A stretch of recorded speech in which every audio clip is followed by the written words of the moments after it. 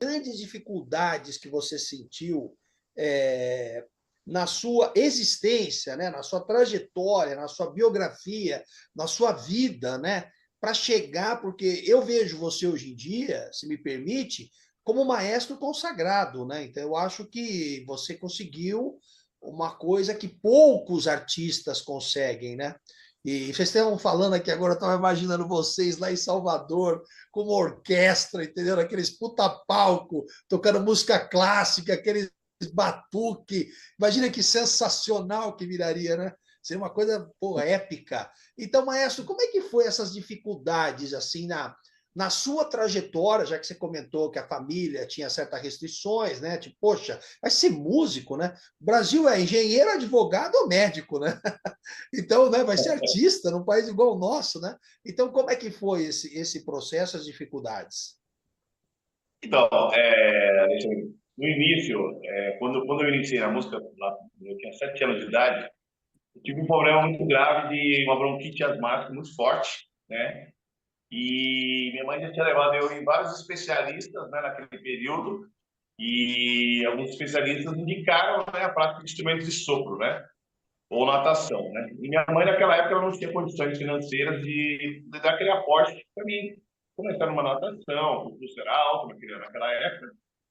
E aí, dentro disso, ela me colocou na escola para me começar a praticar instrumentos de sopro, né? Tinha uma pompa escolar na época, eu comecei a estudar lá nessa escola e comecei a aprender a tocar corneta na época. Depois dessa pompa escolar, eu fui para a banda municipal da cidade de Itapevi na época, tinha o maestro Antônio Grande lá na época, e aí eu fiquei lá um bom período, até 1996, 97, por aí, e aí dali eu segui minha trajetória, estudei na ULM, fui da Banda Sinfônica do Estado,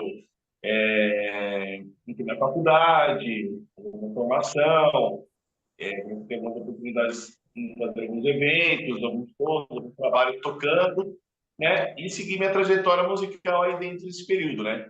Porém, a música no Brasil ela é pouco valorizada, foi pouco valorizada naquele período e houve períodos de desistência, né? De pensar em desistir, né? Porque minha família, meus 4 irmãos, meus outros 3 irmãos também tocavam, né? Minha irmã tocava instrumento de percussão, meu irmão tocava trombone e meu outro irmão tocava trompete também, né?